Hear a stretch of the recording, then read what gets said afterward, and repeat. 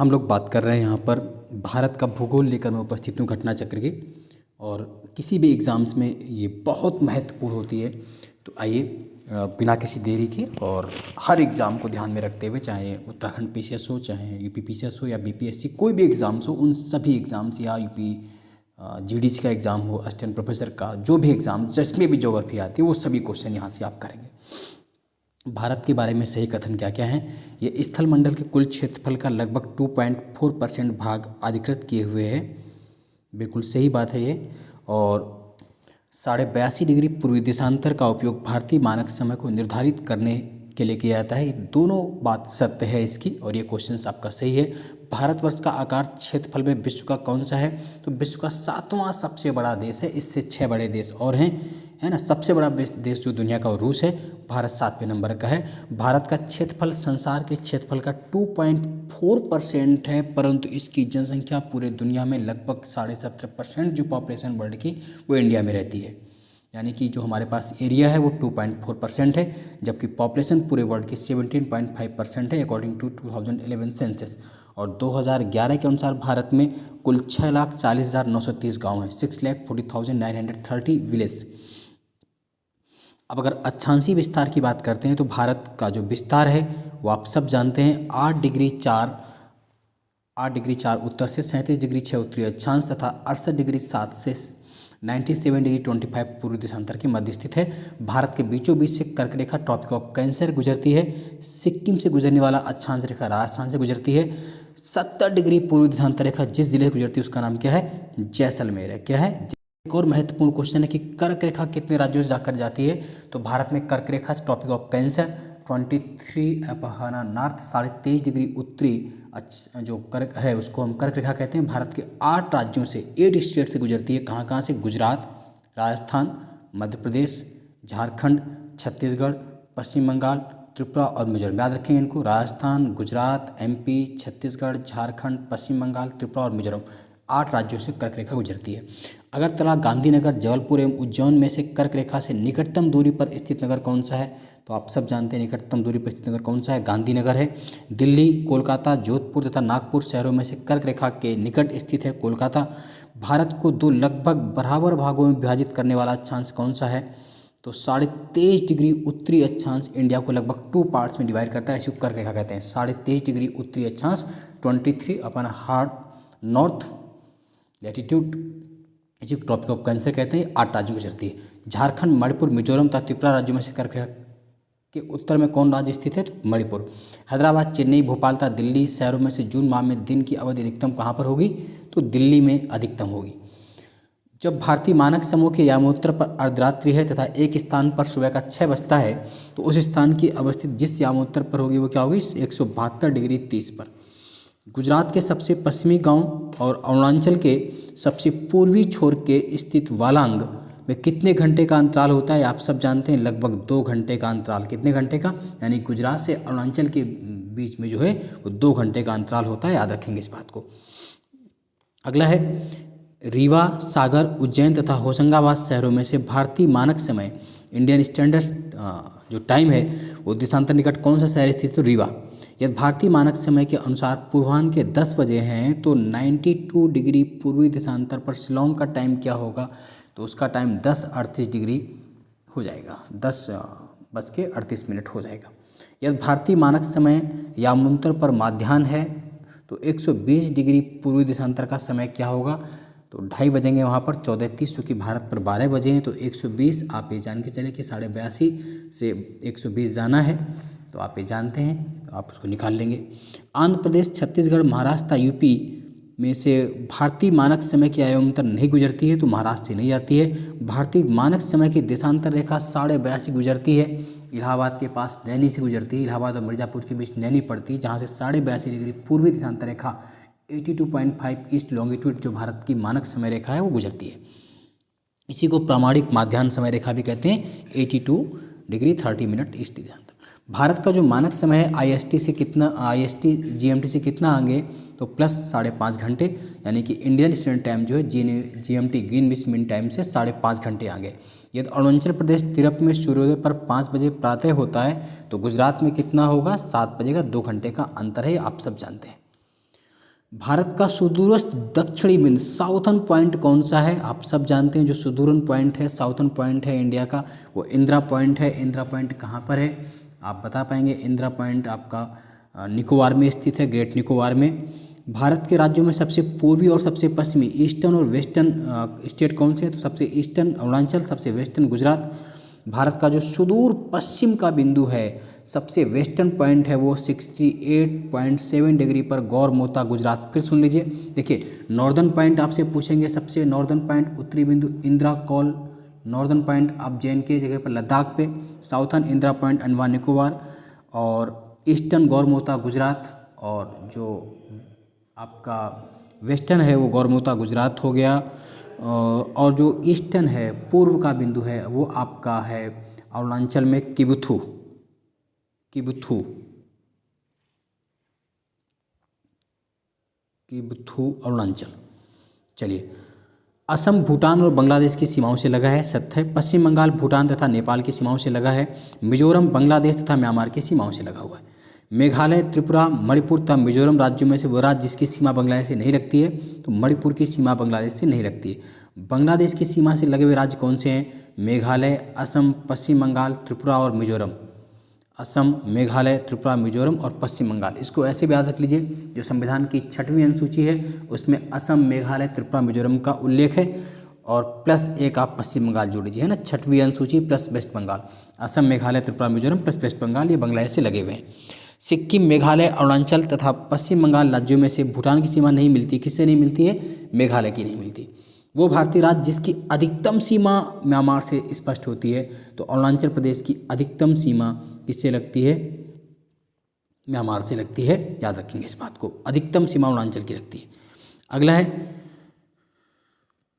Myanmar के साथ किसी सीमा नहीं लगती, तो असम की नहीं लगती है। आपको याद रखना है, पाकिस्तान से सीमा बनाने वाले भारतीय राज्य कौन कौन से हैं? तो पंजाब, जे.एन.के, अब जे.एन.के जगह पर पंजाब, लद्दाख, जम्मू कश्मीर भी है उसमें, तो पंजाब, जे.एन.के, राजस्थान, गुजरात।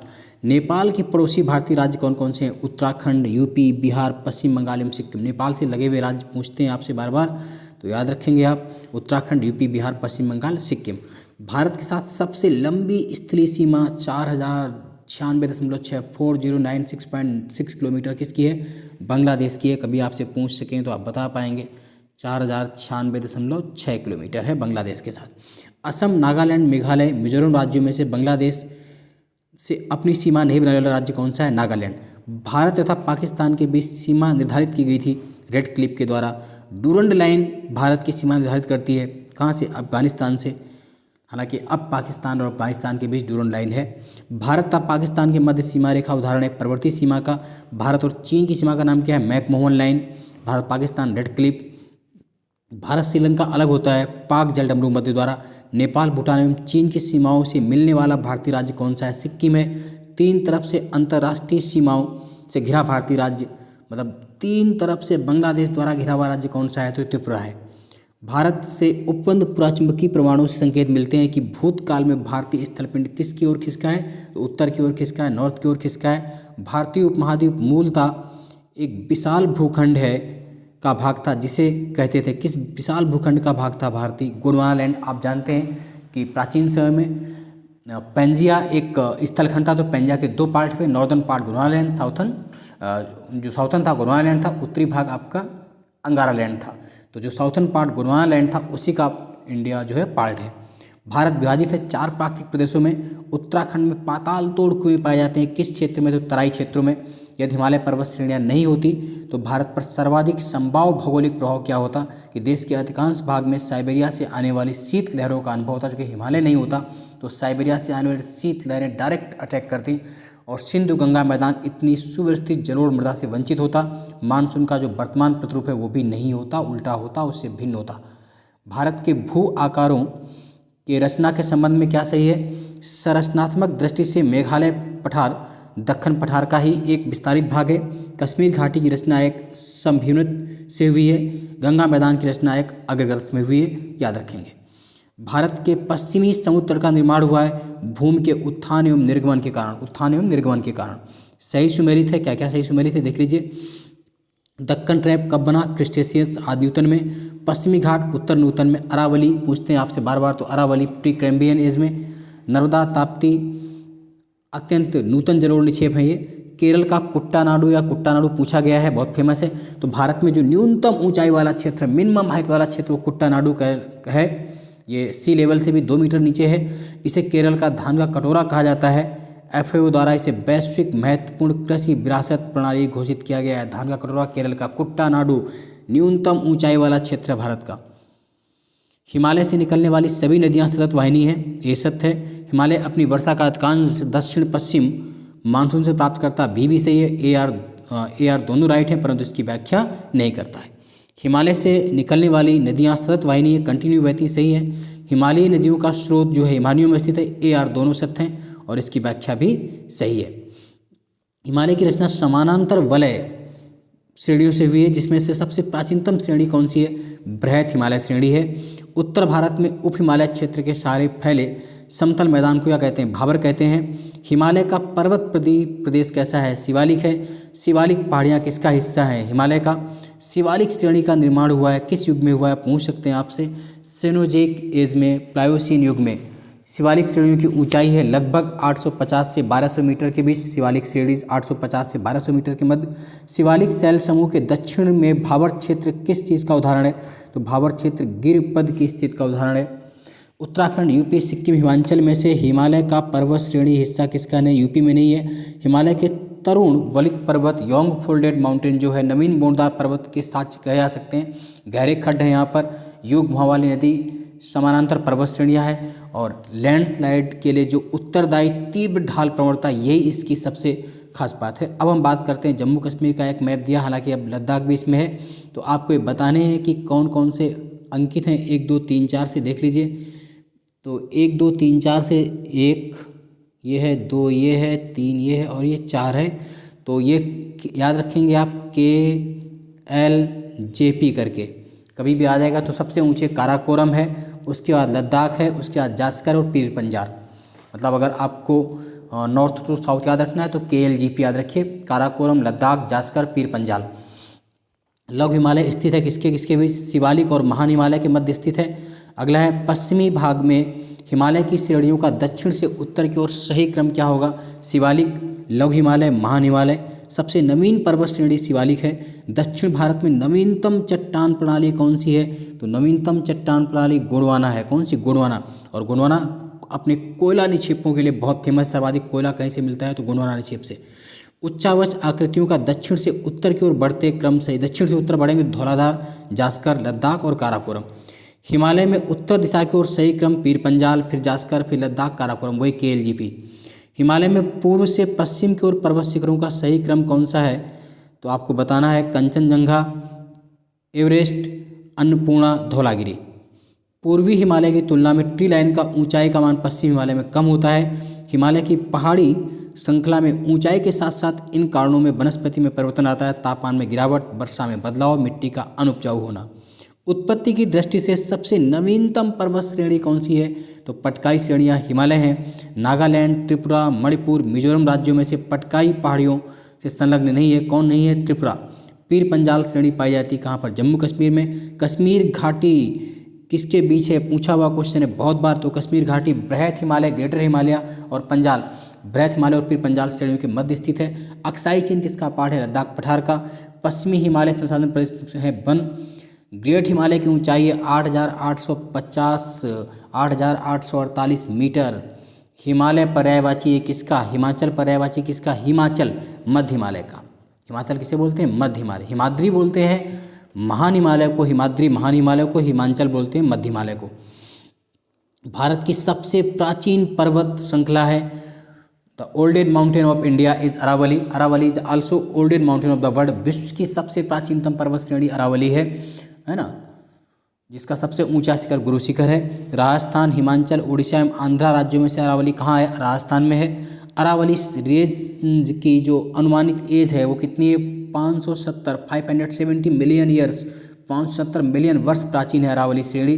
अरावली राजपीपला से रायसीना हिल्स तक, गुजरात के राजपीपला से दिल्ली के रायसीना हिल्स तक अरावली का विस्तार है। और रायसीना हिल्स ही आपका प्रेसिडेंट हाउस है, राष्ट्रपति भवन है। गुजरात, राजस्थान, हरियाणा और दिल्ली तक फैली है अरावली, और इसका सबसे ऊंचा शिखर Guru Shikhar 1722 metre. Residual mountains, residual पर्वत का उदाहरण है अरावली। दक्षिण भारत की सबसे ऊंची चोटी है, the highest peak of south India is Anaimudi. Anaimudi सबसे ऊंची चोटी अनाईमुडी है, केरल में है, अन्नामलाई की पहाड़ियों में। भारतीय प्रायद्वीप की सबसे ऊंची चोटी अनाईमुडी, अन्नामलाई हिल्स, केरल में। नर्मदा एवं ताप्ती नदियों के मध्य कौन सी पहाड़ी स्थित है? नर्मदा और ताप्ती के मध्य सतपुड़ा श्रेणी स्थित है। उत्तर से शुरू कर दक्षिण को जो पहाड़ियों का सही क्रम है, नल्लामलाई, फिर जवादी, फिर नीलगिरी, फिर अन्नामलाई। पूर्वी और पश्चिमी घाट कहाँ पर मिलते हैं? तो पूर्वी और पश्चिमी घाट दोनों नीलगिरी की पहाड़ियों पर मिलते हैं। कर्नाटक, केरल एवं तमिलनाडु राज्यों के मिलन स्थान पर स्थित हैं। तो कौन सी पहाड़ियाँ? नीलगिरी। कर्नाटक, केरल, तमिलनाडु राज्यों पर कौन सी पहाड़ियाँ स्थित है? नीलगिरी। नीलगिरी पर्वतमाला स्थित है केरल, कर्नाटक एवं तमिलनाडु में। केरल, कर्नाटक, तमिलनाडु राज्यों में। भारतीय समुद्र शास्त्रियों ने अरब सागर के तल में मुंबई से दक्षिण पश्चिम में लगभग 455 किलोमीटर दूर एक नए 1505 मीटर ऊंचे पर्वत की खोज की। इस पर्वत का नाम रखा गया रमन सागर पर्वत। कौन सा पर्वत? रमन सागर। अरावली, सतपुड़ा, अजंता और सह्याद्री पर्वत श्रेणियों में से वे जो केवल एक ही राज्य में स्थित है, तो उसका आंसर है अजंता पर्वत श्रेणी सिर्फ और सिर्फ महाराष्ट्र में स्थित है। महाराष्ट्र, कर्नाटक एवं गोवा में पश्चिमी घाट क्या कहलाते हैं? तो सह्याद्री कहलाते हैं। महाराष्ट्र, कर्नाटक और गोवा में पश्चिमी घाट क्या कहलाते हैं? सह्याद्री। वेस्टर्न घाट्स को सह्याद्री भी कहते हैं। कहाँ पर? महाराष्ट्र, कर्नाटक और गोवा में। पहाड़ियों का दक्षिण से उत्तर, साउथ से नॉर्थ की ओर सही क्रम है सतमाला पहाड़ियाँ, फिर पीर पंजाल श्रेणी, फिर नागा पहाड़ियाँ, फिर कैमूर पहाड़ियाँ। अगला है कार्डामम पहाड़ियाँ। जिन राज्यों की सीमाओं पर स्थित हैं वो हैं केरल एवं तमिलनाडु। कार्डामम केरल एवं तमिलनाडु पूछा गया क्वेश्चन है। सेवराय पहाड़ियाँ तमिलनाडु में है। बालाघाट श्रेणी, हरिश्चंद्र श्रेणी, मांडव पहाड़ियों तथा सतमाला पहाड़ियों में से महाराष्ट्र में स्थित हैं मांडव पहाड़ियाँ। अब सही मैच करना है आपको, तो मैच कर लीजिए। महादेव पहाड़ियाँ कहाँ पर है? मध्य भारत में। मिकिर पहाड़ियाँ पूर्वोत्तर भारत में। महादेव पहाड़ियाँ किसका भाग है? सतपुड़ा पर्वत श्रेणी का। धूपगढ़ चोटी कहाँ स्थित है? सतपुड़ा रेंज में। सतपुड़ा पर्वत की सबसे ऊंची चोटी कौन सी है? धूपगढ़ एमपी की सबसे ऊंची चोटी है। रामगिरी की पहाड़ियाँ भाग है किसका? पूर्वी घाट या महेंद्र पर्वत का। रामगिरी पहाड़ियाँ भाग है पूर्वी घाट या महेंद्र पर्वत का। माउंट एवरेस्ट स्थित है कहाँ पर स्थित है? नेपाल। दुनिया की सबसे ऊंची चोटी इस वक्त कौन सी है? Mount Everest. 8848 मीटर ऊंची माउंट एवरेस्ट नेपाल में स्थित है। इसी को सागर माथा भी कहा जाता है ना। ये दुनिया की सबसे ऊंची चोटी है, याद रखेंगे इस बात को।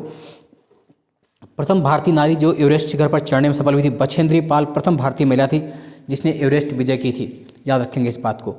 माउंट एवरेस्ट शिखर पर चढ़ने वाली पहली महिला कौन सी थी? तो पहली महिला जो थी वो जुंको तोबई। कौन थी? जुंको तोबई, याद रखेंगे इस बात को। 2 बार माउंट एवरेस्ट पर विजय प्राप्त करने वाली पहली महिला पर्वतारोही थी संतोष यादव। एवरेस्ट पर चढ़ने वाली द्वितीय भारतीय महिला कौन थी? संतोष यादव। भारत की सर्वोच्च चोटी कौन सी है? K2 8611 metre. 8611 मीटर ऊंची K2 गॉडविन ऑस्टिन। ये जब लद्दाख में है, इस वक्त पीओके में है, पाकिस्तान के द्वारा अवैध कब्जे में है। हालांकि भारत की ही चोटी है, तो सबसे ऊंची चोटी K2 गॉडविन ऑस्टिन है, 8611 मीटर। नंदा देवी चोटी गढ़वाल हिमालय का भाग है। और उत्तराखंड की सबसे ऊंची चोटी कौन सी है? नंदा देवी है, गढ़वाल हिमालय में है। हिमालय की भारत की दूसरी सबसे ऊंची चोटी कंचनजंगा स्थित है कहाँ पर? सिक्किम में।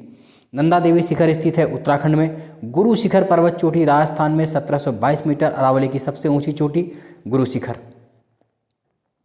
हिमालय की चोटियों का पूर्व से पश्चिम दिशा में सही क्रम है नामचा बरवा, उसके बाद Kanchenjunga, east to west. Namcha Barwa, Kanchenjunga, Mount Everest, Nanda Devi. Gosainthan, Kamet, Nanda Devi, Trishul पर्वत शिखरों में से भारत में कौन सा पर्वत स्थित नहीं है? तो गोसाई थान भारत में नहीं, वो नेपाल में है।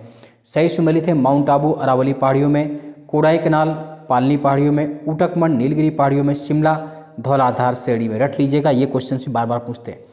कुल्लू घाटी जिन पर्वत श्रेणियों के बीच स्थित है? तो उसका आंसर है धौलाधार और पीर पंजाल। नीलांग घाटी कहाँ पर है? उत्तराखंड में है। सही सुमेलित है मरखा घाटी JNK जम्मू कश्मीर, जुकू घाटी नागालैंड, सांगला घाटी हिमाचल प्रदेश, यूथांग वैली सिक्किम। मौन घाटी साइलेंट वैली राष्ट्रीय वन के निकट पतकुराडू जल विद्युत परियोजना बनाने का प्रस्ताव है। साइलेंट वैली कहाँ? केरल में है। कुंती नदी मौन घाटी साइलेंट वैली की वर्षा प्रचुर वनों से उद्भूत होती है। ये दोनों पॉइंट सही है। अब बात करते हैं कुछ फेमस दर्रे पासेस की। सेला पास, सेला दर्रा स्थित है अरुणाचल में। पाल घाट स्थित है नीलगिरी और अन्नामलाई पहाड़ियों के मध्य। भोर घाट महाराष्ट्र में। लिपुलेख बहुत बार पूछा गया है। लिपुलेख दर्रा उत्तराखंड के पिथौरागढ़ जिले में है और लिपुलेख दर्रे से होकर ही कैलाश मानसरोवर यात्रा जाती है। ले जाने का रास्ता है जोजिला दर्रे से, जोजिला श्रीनगर और लेह को जोड़ता है। नाथुला सिक्किम में है। वर्ष 2006 के बाद भारत और चीन के व्यापार बढ़ाने के लिए नाथुला पुनः खोल दिया गया है। सही सुमेलित हैं। माणा उत्तराखंड में, माणा, लिपुलेख, नीति सभी उत्तराखंड में है। जोजिला जम्मू कश्मीर, हालांकि वर्तमान में लद्दाख पड़ेगा। बनिहाल जम्मू कश्मीर, नाथुला सिक्किम, नीति उत्तराखंड। बुमला अरुणाचल, जेलेपला सिक्किम, मुलिंगला उत्तराखंड, सिपकिला हिमाचल। ये बहुत फेमस दर्रे हैं आपके। रोहतांग दर्रा अवस्थित है हिमाचल और इसी के पास से रावी का ओरिजिन होता है। माना उत्तराखंड में है। पर्वतीय दर्रों का पश्चिम से पूर्व, वेस्ट टू ईस्ट क्रम है। सिपकिला, लिपुलेख, नाथुला, बोमडिला। सिपकिला हिमाचल, लिपुलेख उत्तराखंड, नाथुला सिक्किम, बोमडिला अरुणाचल। याद रखेंगे, बहुत महत्वपूर्ण क्वेश्चन है। हिमालय में हिम रेखा है 4300 से 6000 मीटर के बीच में। सबसे बड़ा ग्लेशियर है सियाचिन में। चौराबाड़ी ग्लेशियर स्थित है केदारनाथ मंदिर के उत्तर में। हिमालय के हिमनदों की पिघलने की गति सबसे अधिक है। उत्तराखंड के कुमाऊं प्रक्षेत्र में अवस्थित हिमनद है मिलाम ग्लेशियर। भारत के दक्कन के पठार पर बैसाल्ट निर्मित लावा शैलों का निर्माण हुआ है क्रिटेशियस युग में। मेघालय का पठार भाग है किसका? प्रायद्वीपीय खंड का। भारत के अतिरिक्त प्रायद्वीप निर्मित हुए हैं पैलियोजिक महाकल्प में। छोटा नागपुर पठार का सर्वाधिक घना बसा जिला धनबाद खनन उद्योग का विकास तथा औद्योगिकरण के कारण एक इतना घना बसा हुआ है। छोटा नागपुर पठार है एक अग्रगंभीर। दिए गए मानचित्र में आपको दिखाना है तो ठीक है। मालवा का पठार, छोटा नागपुर का पठार, दक्कन का पठार तथा प्रायद्वीप पठार में से अरावली और बिंद श्रृंखलाओं के मध्य है। तो अरावली और बिंद श्रृंखलाओं के मध्य जो पठार स्थित है वो मालवा का पठार है, अरावली और विंध्याचल के मध्य। दंडकारण्य क्षेत्र अवस्थित है छत्तीसगढ़ उड़ीसा में। दंडकारण्य भारत में अवस्थित है मध्यवर्ती क्षेत्र में। भारत का औसत समुद्र तल नापा जाता है किससे? कितनी बार पूछा गया क्वेश्चन है, तो ये चेन्नई तट से नापा जाता है। याद रखिएगा, जो भारत का सी लेवल नापा जाता है वो चेन्नई तट से। भारत का प्रादेशिक जल क्षेत्र का विस्तार है, जो प्रादेशिक जल क्षेत्र का विस्तार है तट से 12 समुद्री मील तक, 12 नॉटिकल मील तक। भारत की तट रेखा की कुल लंबाई है 7516.6 किलोमीटर, 7516.6 किलोमीटर। भारत में सबसे अधिक लंबा समुद्री तट वाला राज्य कौन सा है? गुजरात राज्य है।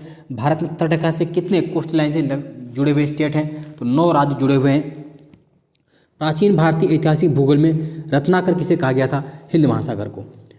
भारतवर्ष के पश्चिम तटीय शहरों में कन्नूर, नागरकोइल, जंजीरा एवं सिंधुदुर्ग का उत्तर से दक्षिण से क्रम क्या होगा? जंजीरा, कन्नूर, नागरकोइल और सिंधुदुर्ग।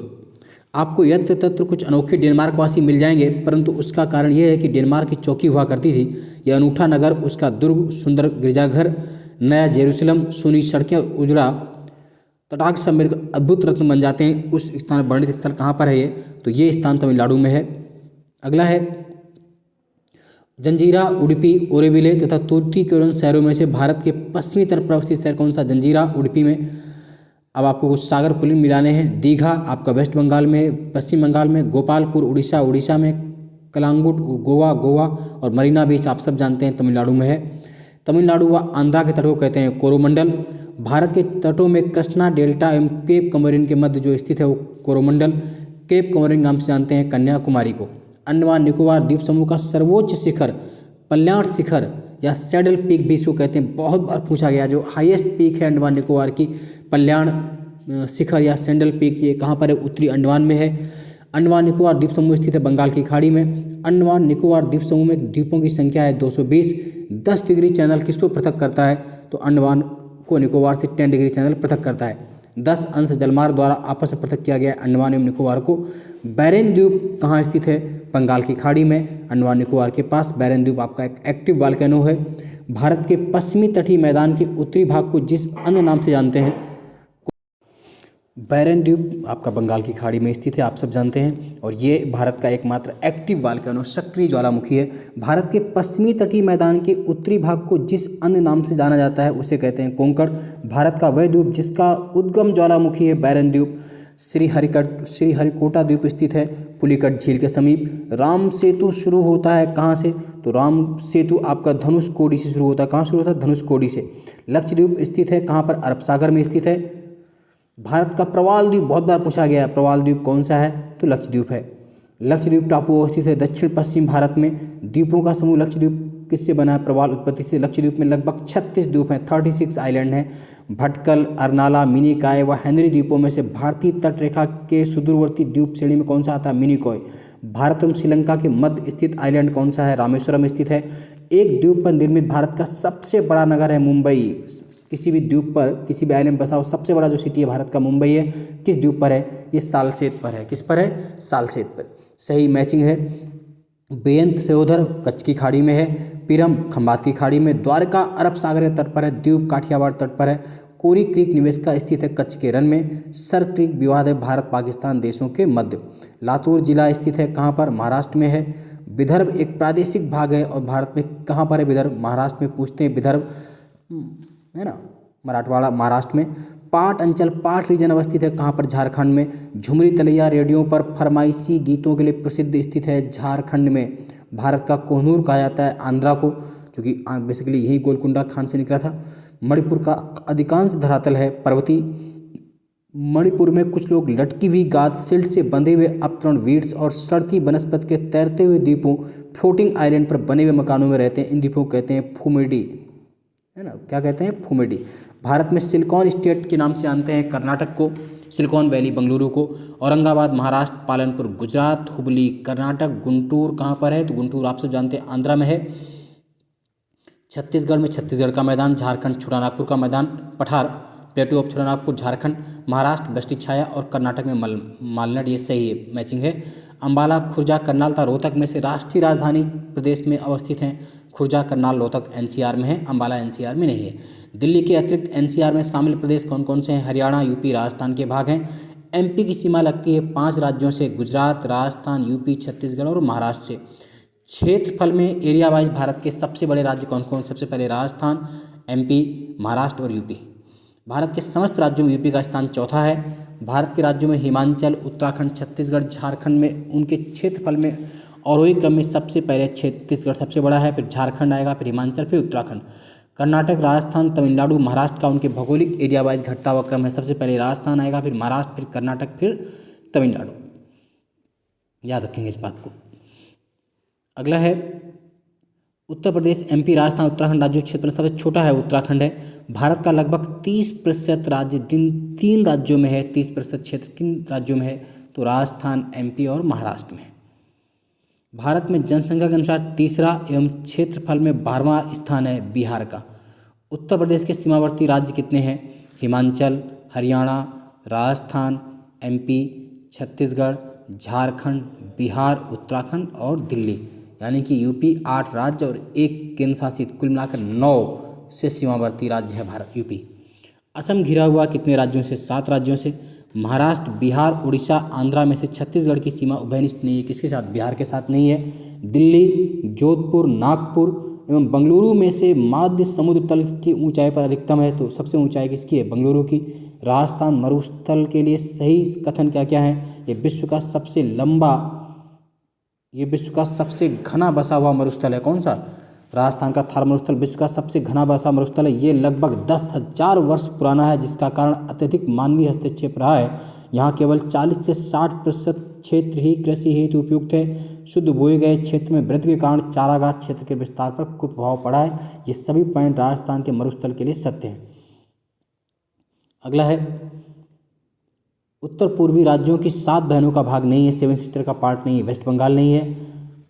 1953 में जब आंध्रा अलग राज्य बना था तब उसकी कैपिटल क्या थी? कुर्नूल थी। फिर हैदराबाद हुई और वर्तमान में क्या आंध्रा कैपिटल अमरावती है, क्योंकि अभी जो हैदराबाद है तेलंगाना की राजधानी। याद रखेंगे इस बात को। सबसे अधिक जिले कहाँ पर? यूपी में है। कितने जिले हैं यूपी में? 75 डिस्ट्रिक्ट हैं यूपी में, 75 जिले हैं। सोनभद्र जिले स्पर्श करता है 4 राज्यों को, बिहार, झारखंड, एमपी और छत्तीसगढ़। 4 दक्षिणी राज्य आंध्रा, कर्नाटक, केरल, तमिलनाडु में से सबसे अधिक भारतीय राज्यों का सीमावर्ती कौन है? आंध्रा और कर्नाटक दोनों। तेलंगाना राज्य की सीमा लगती है 4 राज्यों से, आंध्रा, कर्नाटक, महाराष्ट्र और छत्तीसगढ़। मणिपुर की राजधानी इम्फॉल, गुजरात की गांधीनगर, राजस्थान की जयपुर, अरुणाचल की ईटानगर, तेलंगाना की हैदराबाद, मिजोरम की आइजोल। अगला है चंडीगढ़, भुवनेश्वर, बेंगलुरु और गांधीनगर में से सुनियोजित राजधानी कौन सी नहीं है? तो बेंगलुरु नहीं है। सही सुमेलित है असम दिसपुर, नागालैंड कोहिमा, मेघालय शिलोंग। भारत में केंद्र शासित राज्यों की संख्या कितनी है? तो अब कितनी है? तो अभी आप 8 है। सही सुमेलित हैं असम, दिसपुर, नागालैंड, कोहिमा, मेघालय, शिलोंग। यूटी 8 हो गए हैं। भारत का सबसे बड़ा संघ राज्य है आबादी में दिल्ली। सबसे छोटा केंद्र शासित है लक्षद्वीप। पुडुचेरी का क्षेत्र विभाजित पाया जाता है। जो पौंडीचेरी है, पुडुचेरी है बेसिकली, वो 3 राज्यों में फैला हुआ है। पूछा जाता है बहुत बार। तमिलनाडु, केरल एवं आंध्रा। तमिलनाडु, केरल एवं आंध्रा में। त्रिपुरा, दमन द्वीप, लक्षद्वीप एवं पुडुचेरी में केंद्र शासित क्षेत्र नहीं है, तो त्रिपुरा आपका स्टेट है, यूटी नहीं है। दमन द्वीप के बारे में सही कथन क्या है? दमन और द्वीप के बीच खंबात की खाड़ी है, इसकी राजधानी दमन है। सिलवासा राजधानी दादरा नगर हवेली की। हालांकि इन दोनों को मिलाकर अब एक यूटी बना दिया गया है, याद रखेंगे इस बात को। ये पीले वर्ण के हैं। तिर्यक नेत्र, उठी हुई कपोल अस्थि, छुटपुट केस और मध्यम ऊंचाई वाले व्यक्ति होते हैं। इसका मतलब है मंगोलियाड जनों से। पीले कलर के तिर्यक नेत्र, उठी हुई कपोल अस्थि, छुटपुट केस, मध्यम ऊंचाई वाले मंगोलियाड जनों से। उत्तर पूर्वी भारत के पहाड़ी और जंगली क्षेत्रों में प्रजाति समूह पाया जाता है। कौन सा? मंगोलियाड। प्रोटो ऑस्ट्रेलियाड प्रजाति से संबंधित भारतीय जनजाति कौन सी है? संथाल। भारत में जो एकमात्र मानव भाव कभी पाया जाता है वो कौन सा? असम का श्वेतभोग गिबन। और गिबन सबसे छोटा कभी होता है, याद रखेंगे इस बात को। जनजातीय समुदाय नहीं है हरियाणा में। थारू बेसिकली उत्तराखंड में है, यूपी में भी है थारू। यूपी की सबसे बड़ी जनजाति भी है थारू। भूटिया सिक्किम उत्तराखंड में पाई जाती है। मुंडा झारखंड, कोल महाराष्ट्र। जो दीपावली को शोक का पर्व मनाती है थारू, यूपी में सबसे बड़ी जनजाति है। सारो फेस्टिवल मनाते हैं दिवाली को थारू। इनमें जो विवाह कल्चर है वो आटा साटा प्रथा। लिम्बू सिक्किम, कार्बी असम, डोंगरिया कोंद उड़ीसा, बोंडा उड़ीसा। ये ट्राइब्स बहुत महत्वपूर्ण है। अबोर, गद्दी, लेपचा तथा थारू जनजातियों में से धौलाधार श्रेणी में कौन सी जनजाति है? गद्दी। गद्दी हिमाचल में। संथाल पूर्वी भारत में। ऋतु प्रवास क्रिया कौन करते हैं? माइग्रेशन वाला भूटिया। बोडो निवासी हैं। गारो पहाड़ी की गारो जनजाति। मेघालय, असम, मिजोरम की खासी एवं गारो भाषा बोलने वाली जनसंख्या पाई जाती है। कहाँ पर? मेघालय, असम, मिजोरम में। चेचू, लेपचा, डपला, डापर जनजातियों में से केरल में जो मिलती है वो कौन सी? चेचू। भारत की सबसे बड़ी जनजाति कौन सी है? ट्राइब्स भील। समूह में पूछेंगे तो गोंड समूह करेंगे, और सिंगल पूछेंगे तो भील। टोडा एक जनजाति है जो निवास करती है कहाँ पर? नीलगिरी की पहाड़ियों पर, तमिलनाडु में। और टोडा जनजाति को भैंस संस्कृति बफेलो कल्चर भी कहते हैं, याद रखिएगा। एक जनजाति जो सरहुल त्यौहार मनाती है, तो सरहुल का त्यौहार मुंडा। उत्तराखंड की सबसे बड़ी ट्राइब्स है जौनसारी। जौनसारी में बहुपति बहुपत्नी विवाह पाया जाता है, याद रखेंगे। मिजोरम में बस्ती स्वरूप मुख्यतः कटकों के साथ साथ रैखिक प्रतिरूप होता है, क्योंकि घाटियाँ कटकों की अपेक्षा क्या होती हैं? ठंडी होती हैं, आप याद रखेंगे इस बात को। सही मैच है। भोटिया उत्तराखंड में। खासी मेघालय, संथाल झारखंड, टोडा तमिलनाडु, बिहू असम, ओणम केरल, पोंगल तमिलनाडु, बैसाखी पंजाबी फेमस फेस्टिवल भी हैं। गोवा की लैंग्वेज कोंकणी, मेघालय की खासी, सिक्किम लेपचा। कुछ और पूछा गया, अंगामी नागालैंड, आपातानी ट्राइब से अरुणाचल, भोटिया उत्तराखंड, गोंड एमपी, ये सभी सही मैचिंग है। भील जनजाति पाई जाती है महाराष्ट्र, गुजरात, राजस्थान, एमपी में। बहुपति पॉलीगैमी या पॉलीएंड्री बहुपतित्व प्रथा मानती हैं जौनसारी, टोडा, खस, कोटा, बोटा, तिवान, इरावा, नायर। बहुत पूछा गया जौनसारी, टोडा, खस, कोटा, बोटा, तिवान, इरावा, नायर में बहुपतित्व प्रथा है। बहुपति एक से अधिक पति वाली प्रथा पाई जाती है, हालांकि वर्तमान में अब कम हो रही है। फिर ट्राइब्स हैं, इन्हें मिलाना है। किस राज्य में कौन सी ट्राइब्स है? भील राजस्थान, संथाल झारखंड, राजी उत्तराखंड, बीरहोर झारखंड, भूटिया आपका सिक्किम और उत्तराखंड में भी, टोडा तमिलनाडु, सेंटिलीज अंडमान निकोबार द्वीप समूह, टोडा तमिलनाडु, लेपचा सिक्किम, बीरहोर झारखंड, गारो मेघालय। सहरिया जनजाति के लोग जो बहुत चर्चा में थे वो निवासी कहाँ के हैं? तो सहरिया कहाँ मिलते हैं? राजस्थान में मिलते हैं, याद रखेंगे इस बात को। जौनसारी उत्तराखंड, भील एमपी। भारत में जनजातियों के निर्धारण का कारक क्या होता है? सांस्कृतिक विशेषीकरण और विभिन्न आवास। जल, जंगल, जमीन, वास्तव में इनसे बहुत लगाव होता है। और ट्राइब्स जो होती हैं वास्तविक रूप से भारतीय संस्कृति की पहचान भी है। पहाड़ी कोरबा जसपुर में, बैगा मांडला, मारिया पातालकोट छिंदवाड़ा, सहरिया ग्वालियर के साथ मिलती हैं। मोपला केरल में, मुरिया छत्तीसगढ़ में, टोडा तमिलनाडु में, मुंडा झारखंड में। चांगपा समुदाय की बात करें तो चांगपा समुदाय जो भारत में वो अच्छे किस्म का ऊन देने वाले पाशमीना बकरियों को पालते हैं। उन्हें अनुसूचित जनजाति रखा जाता है। और चांगपा बेसिकली लद्दाख में बड़ी मात्रा में पाए जाते हैं। बुक्सा पौड़ी गढ़वाल, कोल जबलपुर, मुंडा छोटानागपुर, कोरबा छत्तीसगढ़ सही मैच है। अगला फिर देखते हैं, असम में मीरी, नागालैंड कोन्यक, अरुणाचल आपातानी, राजस्थान लम्बाडा, ये भी सही सुमेलित है। जुलू ट्राइब्स कहाँ पाई जाती है, तो आप जुलू कबीला, अगर आपने गांधी जी को पढ़ा याद होगा, तो Julu tribes basically south Africa में मिलती है। छिंदवाड़ा में भारिया, मांडला गोंड, झाबुआ भील, शिवपुरी सरिया, ये एमपी में मिलने वाली जातियों का सही सुमेलन है। लोहासुर को अपना देवता मानती है अगरिया जनजाति। सैम्पेन जनजाति पाई जाती है, क्वेश्चन बहुत महत्वपूर्ण है। तो सैम्पेन आपका अंडमान निकोबार में पाई जाती है।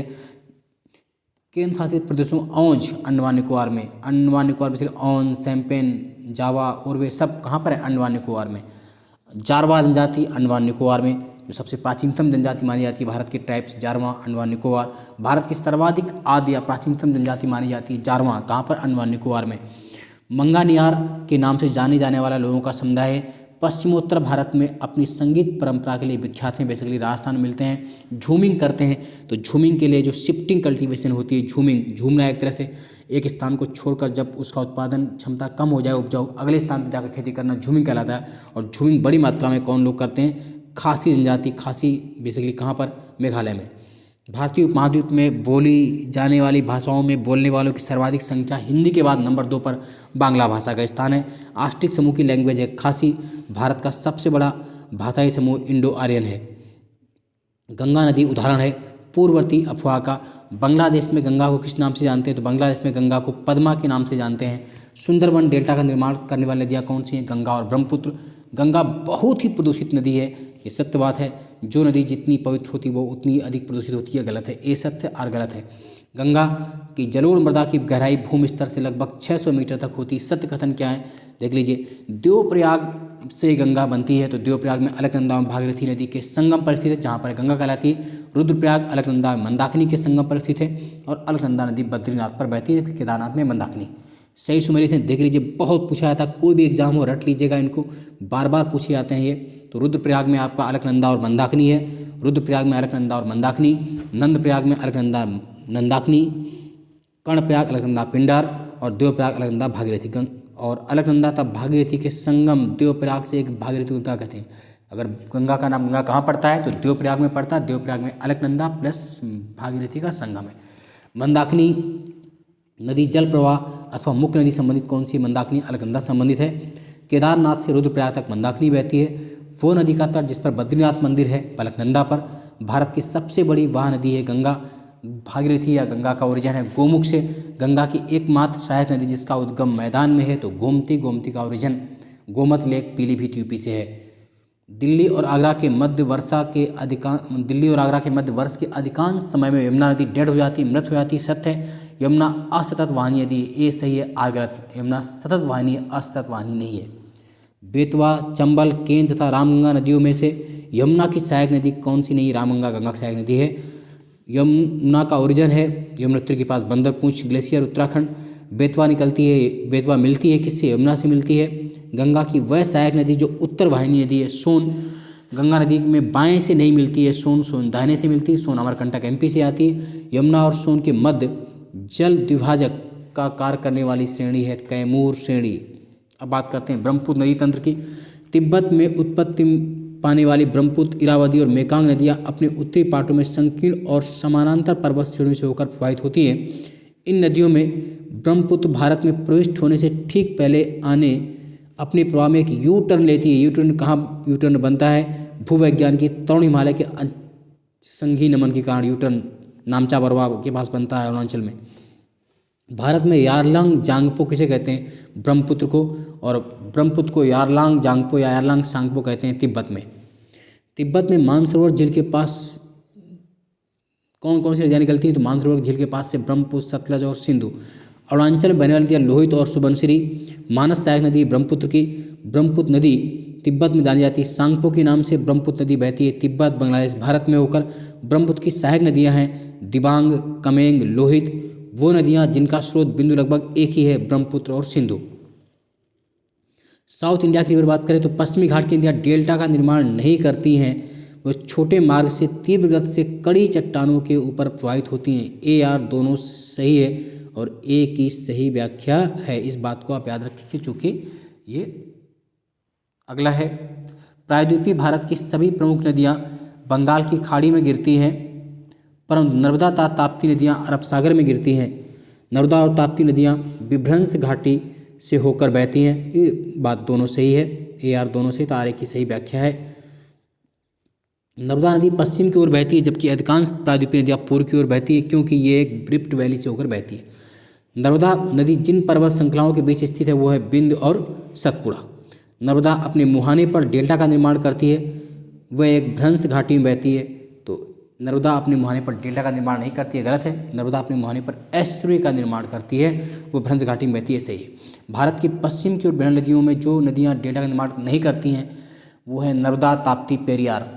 कृष्णा, गोदावरी, तापी एवं कावेरी में से जो भ्रंश घाटी में होकर बहती है तापी, और ये एस्चुरी बनाती है। राजनांदगांव, रायपुर, बस्तर एवं कोरबा जनपदों में से नर्मदा बेसिन का भाग है। राजनांदगांव अमरकंटक से उद्गम होता है, किस नदी का? नर्मदा नदी का। नर्मदा 1312 किमी पश्चिम की ओर बहने वाली भारत की 5वीं सबसे बड़ी नदी है पूरे देश में। नर्मदा का उदाहरण है भ्रंश घाटी का, भ्रंश वैली का, रिफ्ट घाटी या भ्रंश द्रोणी से नर्मदा बहती है। पश्चिम वाहिनी नदियों में 2 पर्वत श्रेणियों के बीच बहती नर्मदा। तवा किसकी सहायक नदी है? तो नर्मदा की। गोदावरी, ताप्ती, कृष्णा, महानदी में से अरब सागर में गिरने वाली नदी ताप्ती है। वह नदी जो 3 बार 2 धाराओं में विभक्त हो जाती है और कुछ मील आगे जाकर पुनः मिल जाती है।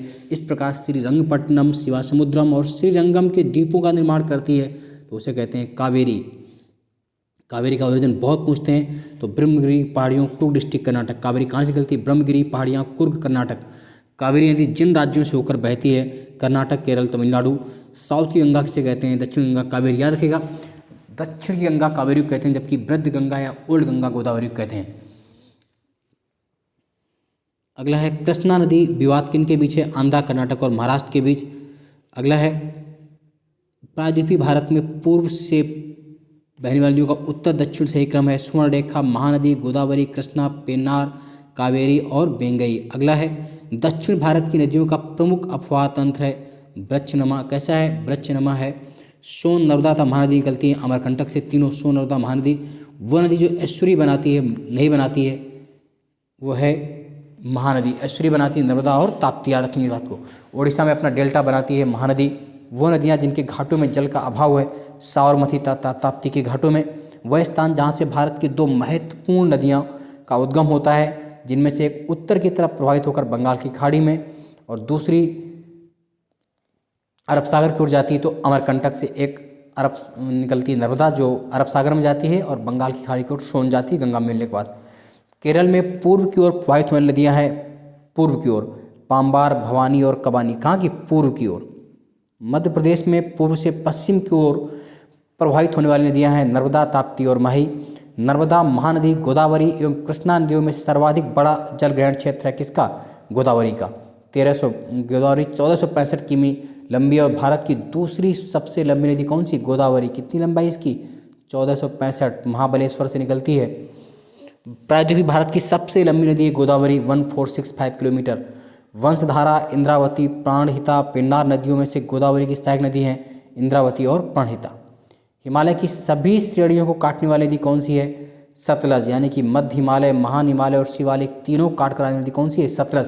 क्योंकि सतलज का ओरिजिन कहाँ से? तिब्बत में कैलाश मानसरोवर के पास राक्षसताल से। दूध गंगा अवस्थित है जम्मू कश्मीर में, उत्तराखंड में और महाराष्ट्र में। दूध गंगा नदी जम्मू कश्मीर में भी है, उत्तराखंड में भी, महाराष्ट्र में भी। बंगाल की खाड़ी में गिरने वाली नदियां हैं गंगा, ब्रह्मपुत्र, गोदावरी, महानदी, कृष्णा, कावेरी, पेन्नार, सुवर्णरेखा और ब्राह्मणी। कृष्णा की सहायक नदी है कोयना, यरला, डीना, वर्णा, घाटप्रभा आदि। हंगरी सहायक नदी है किसकी? तुंगभद्रा की। सोन नदी का उद्गम स्रोत है शहडोल जिले का अमरकंटक, शहडोल जिले में अमरकंटक। उत्तर दक्षिण दिशा के आधार पर नदियों का सही क्रम है Kishanganga, Ganga, Wainganga, Penganga, north to south. Kishanganga सबसे पहले, फिर गंगा, फिर बेनगंगा, फिर पेनगंगा। हिमाचल से होकर बहने नदियाँ हैं ब्यास, चेनाब, रावी, सतलज और यमुना। हिमाचल से बहती है ब्यास, चेनाब, रावी, सतलज और यमुना। अगला है आपका दामोदर नदी से कौन सी नहर निकाली गई? ईडन नहर निकाली गई है। दामोदर सहायक नदी है हुगली की। दामोदर नदी निकलती है कहाँ से? छोटा नागपुर के पठार से। पूर्व की ओर बहने वाली भारत की नदियाँ जिसमें कारण विभ्रंश घाटी है दामोदर, रिफ्ट वैली में बहती है। भारत की सर्वाधिक प्रदूषित नदी है दामोदर। कौन सी है? दामोदर, है ना। भारत में भूमबंधित लैंड लॉक्ड रिवर है लूनी। लूनी नदी के संदर्भ में सही कथन है ये कच्छ की रण की दलदली भूमि में लुप्त हो जाती है। माही, घग्गर, नर्मदा और कृष्णा नदियों में से अंतःस्थलीय अपोहा नदी का उदाहरण है घग्गर। सबसे अधिक नदी पथ परिवर्तन कौन करती है ना, सबसे अधिक नदी परिवर्तन कौन करती है? मैक्सिमम शिफ्टिंग ऑफ कोर्स कौन सी रिवर करती है? तो कोसी बिहार में बड़ी मात्रा में बाढ़ भी लाती है और कोसी का ओरिजिन नेपाल से है। खारी नदी जिस अपवाह तंत्र का भाग है वो बंगाल की खाड़ी। वह नदी इसका स्रोत हिमनदों में नहीं है, कोसी। त्रिवेणी नहर में पानी आता है किस नदी से? गंडक नदी से। बिहार में जिस नदी ने अपना मार्ग चेंज किया था आप सब जानते हैं, कोसी। भारत की नदियों में स्पीति, सतलज, शोक तथा जास्कर में से उत्तर से दक्षिण की ओर जाते हुए नदियों का सही क्रम है श्योक, जास्कर, स्पीति, सतलज। संथाल परगना में लगने वाला दुमका का हिजला मेला किस नदी पर होता है? म्यूराक्षी नदी पर। केन बेतवा लिंक किन राज्यों के बीच है? यूपी एमपी के बीच जोड़ा गया है। राजघाट नदी घाटी परियोजना लागू की किस पर? बेतवा नदी पर। काली नदी दक्षिण भारत में पूर्व की बनी नदी है, ये सत्य है। दक्कन पठार अपने पश्चिमी किनारे पर उच्चता पर है, पूर्व बंगाल खाड़ी पर उसका मंदपूर्णता ये गलत है। भारत में विश्व का सबसे ऊंचा पुल बनाया जा रहा है, तो आप जानते हैं सबसे ऊंचा रेलवे ब्रिज बन रहा है चिनाब नदी पर, जम्मू कश्मीर के रियासी जिले में चिनाब रिवर पर। महात्मा गांधी सेतु बिहार में। सतलज का उद्गम भारत में नहीं है, उसका उद्गम कैलाश मानसरोवर तिब्बत में है। कपली ब्रह्मपुत्र की सहायक नदी है। गोदावरी मंजरा सहायक नदी है। कृष्णा की भीमा, ब्रह्मपुत्र की तीस्ता, गोदावरी की इंद्रावती सहायक नदियाँ हैं। अध्यारोपित नदी का उदाहरण है चंबल। संकोच नदी सीमा बनाती है असम एवं पश्चिम बंगाल के बीच। वह नदी जो एमपी से निकलती है और खंबात की खाड़ी में गिरती माही नदी। किशनगंगा सहायक नदी है झेलम की। मुंबई की मीठी नदी जिस झील से निकलती है वो है बिहार झील। और माही नदी की खास बात यह है कि ट्रॉपिक ऑफ कैंसर कर्क रेखा को 2 बार क्रॉस करती है। कौन सी नदी? माही नदी। किसको? कर्क रेखा को 2 बार क्रॉस करती है, याद रखेंगे इस बात को। गंगा किनारे सबसे बड़ा शहर है कानपुर।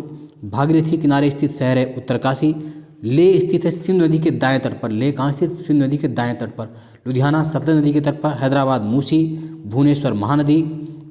बैतूल ताप्ती। जगदलपुर इंद्रावती। जबलपुर नर्मदा। कटक महानदी। नासिक गोदावरी। उज्जैन क्षिप्रा। और गोविंद घाट स्थित है अलकनंदा लक्ष्मण गंगा के किनारे। हुंड्रू प्रपात, हुंड्रू वाटरफॉल्स सुवर्णरेखा नदी पर है। कपिलधारा वाटरफॉल्स, कपिलधारा प्रपात नर्मदा पर। जोग प्रपात शरावती। शिवासमुद्रम कावेरी कर्नाटक में। भारत का सबसे बड़ा जल प्रपात जोग प्रपात जो है वो कहाँ स्थित है? शरावती रिवर पर। भारत का वो जल प्रपात जिसे लोकप्रिय रूप से नियाग्रा फॉल्स कहते हैं, तो नियाग्रा फॉल्स आपका चित्रकूट प्रपात है, ये छत्तीसगढ़ में है। ये चित्रकूट फॉल्स कहाँ पर है? छत्तीसगढ़ में, से नियाग्रा फॉल्स भी कहते हैं। गोवा में दूध सागर प्रपात।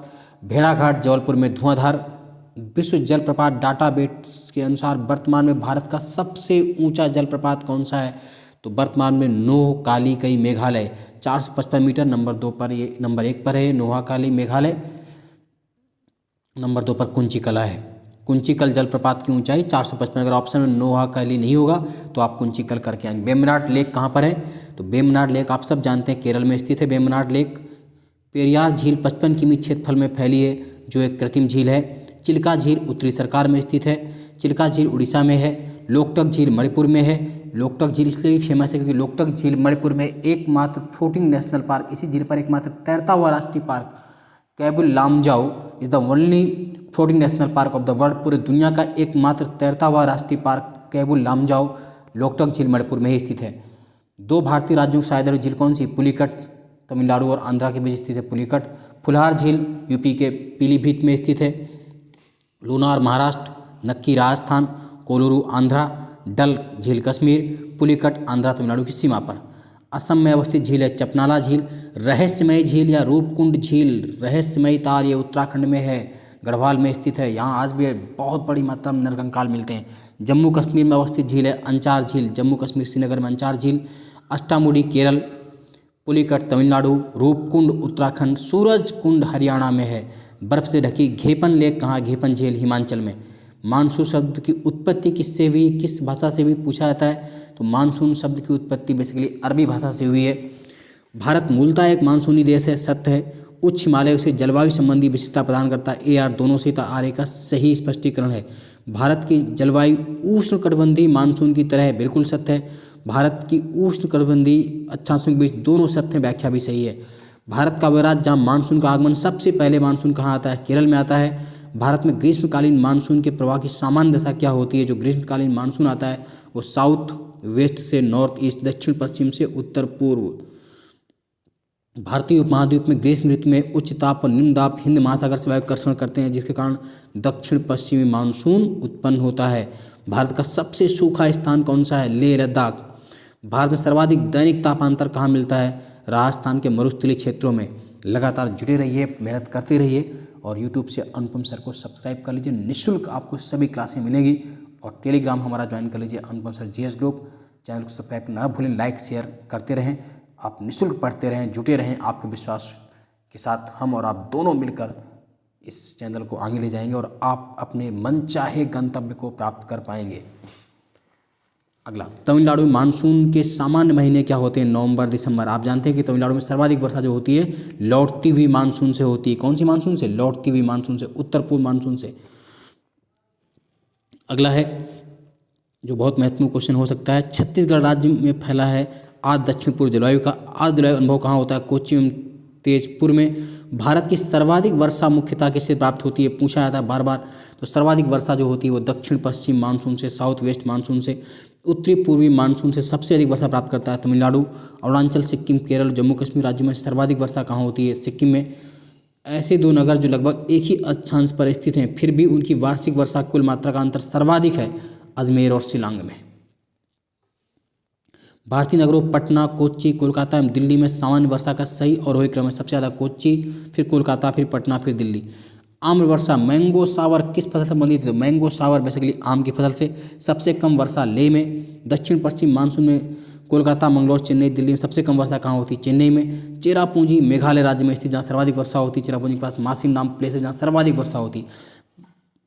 भारत में वर्षा का अधिक होते हुए देश प्यासी धरती वाला समझा जाता है। क्यों? क्योंकि वर्षा के पानी का तेजी से बह जाना, वर्षा के पानी का भाप बनकर उड़ जाना, वर्षा कुछ थोड़े महीनों के लिए होना। भारत में औसत 200 मिलीमीटर वर्षा कहाँ होती है? जम्मू कश्मीर में। झारखंड वर्षा प्राप्त होती है दक्षिण पश्चिम मानसून से। अगला है जो क्वेश्चंस बन सकते हैं आपके, वो देख लेते हैं हम। भारत में अंतर्देशीय जलमार्गों का पर्याप्त विकास नहीं हुआ है। भारत के अधिकतर भागों में वर्षा साल के 4 महीनों में होती है। दोनों तो AR की व्याख्या सही है। भारत के उत्तरी मैदानों में शीत ऋतु में वर्षा होती है। किससे होती है? पश्चिमी विक्षोभ से, वेस्टर्न डिस्टर्ब से। भारत में शरतकालीन वर्षा के क्षेत्र हैं पंजाब और तमिलनाडु, यानी कि जाड़ में जो वर्षा होती है पंजाब और तमिलनाडु में। तमिलनाडु में शरतकालीन वर्षा अधिकांशतः जिन कारण से होती है उत्तर पूर्वी मानसून लौटती हुई मानसून से होती है। याद रखेंगे इस बात को। वर्ष 2004 की सुनामी द्वारा भारत के तौर में सर्वाधिक दुष्प्रभावित था कोरोमंडल क्षेत्र। हुदहुद चक्रवात आंध्रा में आया था। सुनामी वार्निंग सेंटर भारत में कहाँ स्थित है? बहुत बार पूछा जाता है। तो सुनामी वार्निंग सेंटर हैदराबाद में स्थित है। भारतीय मौसम विज्ञान विभाग कहाँ स्थित है? नई दिल्ली में मौसम विज्ञान विभाग स्थित है। बाढ़ सर्वाधिक यूपी तथा बिहार के मैदानों में। भूकंप हिमालय का गिरिपथ क्षेत्र। सूखा मध्य पूर्वी भारत और चक्रवात उत्तरी उड़ीसा झारखंड में। हिमालय में भूस्खलन की आवृत्ति में वृद्धि हुई है। हाल के वर्षों में हिमालय में बड़े पैमाने पर खननकार हुआ है। दोनों का व्याख्या सत्य है। पश्चिमी तट की तुलना में पूर्वी तट चक्रवातों द्वारा अधिक प्रभावित है। भारत का पूर्वी तट उत्तर पूर्वी व्यापारिक हवाओं के मेघला में पड़ता है। ये भी व्याख्या सत्य है। अगला है आंध्रा, उड़ीसा, बिहार तथा गुजरात राज्यों में से सर्वाधिक प्राकृतिक आपदाएं कहाँ आती हैं? उड़ीसा में आती हैं। देश का पहला आपदा प्रबंधन प्रशिक्षण संस्थान की स्थापना कहाँ हो रही है? तो लातूर महाराष्ट्र में की जा रही। जो उच्च तीव्रता के भूकंपीय मेखला में नहीं आता, कर्नाटक पठार। भारत में भूकंपीय मेखलाओं को कितने जोनों में बांटा गया है? 4 जोनों में। तो भुज 5वें जोन में आता है, हैदराबाद 2, श्रीनगर 5, चेन्नई 2। कुल 4 जोन है इस वक्त। 2, 3, 4 और 5 सर्वाधिक खतरनाक जोन माना जाता है भूकंप के लिए। वो मिट्टी भारत का सबसे अधिक बाढ़ग्रस्त राज्य बिहार है। सर्वाधिक यूपी का जो सर्वाधिक बाढ़ प्रभावित क्षेत्र है पूर्वी क्षेत्र है। अगला है इसी में वही मिट्टी जो बेसाल्ट लावा के अपक्षय के कारण बनी हुई है। रेगुर मिट्टी लावा से बनी है। रेगुर का नाम होता है, रेगुर नाम है किस मिट्टी? काली मिट्टी का। रेगुर का सर्वाधिक विस्तार कहाँ है? काली मिट्टी का महाराष्ट्र में। दक्षिण ट्रैप की रेगुर मिट्टियाँ काली होती हैं, उसमें ह्यूमस प्रचुर मात्रा में होता है। ऐसे ही किंतु गलत, ह्यूमस प्रचुर मात्रा में नहीं होता है। काली मिट्टी कपास के लिए उपयुक्त तो बिल्कुल सत्य है। जैव तत्व प्रचुर होता है, बिल्कुल गलत है, जैव तत्व प्रचुर नहीं होता है। कपास की खेती के लिए सर्वाधिक उपयुक्त है रेगुर मिट्टी। स्वतः कृषि वाली मिट्टी कहते हैं कपास की काली मिट्टी को। लावा मिट्टियाँ पाई जाती है मालवा पठार में। मालवा पठार पर मिट्टी काली मिट्टी वो मृदा इसमें सिंचाई की कम आवश्यकता होती है, वो मिट्टी की नमी सोख कर रखती है। काली मिट्टी, भारत की लैटेराइट मिट्टियों के बारे में सही कथन साधारणतः लाल रंग की होती है और इन मिट्टियों में टेपियोका काजू की अच्छी उपज होती है। पश्चिम बंगाल की तुलना में आंध्रा में शुद्ध रोपित क्षेत्र उसके कुल क्षेत्रफल की प्रतिशतता कम है। अधिकांश आंध्र प्रदेश की मृदा लैटेराइट प्रकार की है। ये सही है किंतु आर गलत है। लैटेराइट मिट्टी मिलती है सबसे ज़्यादा मालाबार केरल में, महाराष्ट्र में। लैटेराइट मिट्टी प्रधानतः मालाबार तटीय क्षेत्र में, इसमें चूना पत्थर नहीं पाया जाता है। लोहे का अतिरिक्त ज़्यादा है इसलिए अनुर्वर होता है लैटेराइट सॉइल। भारत की सबसे अधिक उपजाऊ मृदा कौन सी है? दोमट मृदा या जलोढ़ मृदा या सबसे उपजाऊ मृदा है दोमट। सबसे बड़ा मिट्टी वर्ग दोमट, जड़ोल या कछारी मिट्टी है। गंगा के मैदान की पुरानी कछारी मिट्टी कहलाती है बांगर। वो मृदा इसकी जल धारण क्षमता सबसे कम है बुलई दोमट। पश्चिमी राजस्थान की मिट्टियों में सर्वाधिक मात्रा होती है कैल्शियम की। भूमि की उर्वरता बढ़ाने के लिए जो फसल उगाई जाती है वो उड़द। भारत के कुछ भागों में यात्रा करते देखेंगे आप कहीं कहीं लाल मिट्टी पाई जाती है। इस मिट्टी का लाल होने का कारण क्या है? तो फेरिक ऑक्साइड की अधिकता होती है।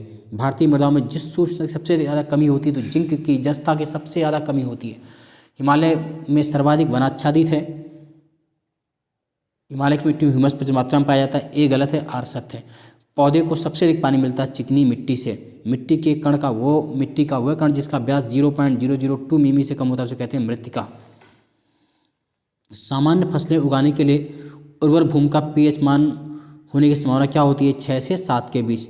तेजाबी मिट्टी को क्षारीय मिट्टी या तेजाबी मिट्टी को कृषि योग्य बनाने के लिए तेजाबी मिट्टी को कृषि योग्य बनाने हेतु उपयोग किया जाता है लाइम का, चूने का।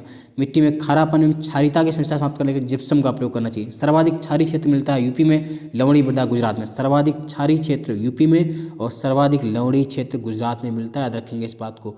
चाय बागानों के लिए कैसी मिट्टी उपयुक्त होती है? तो अम्लीय मिट्टी उपयुक्त होती है। भारत के जिस क्षेत्र में मृदा अपरदन सॉइल इरोजन की समस्या गंभीर वो है शिवालिक पहाड़ियों के पाद क्षेत्र में चंबल घाटी।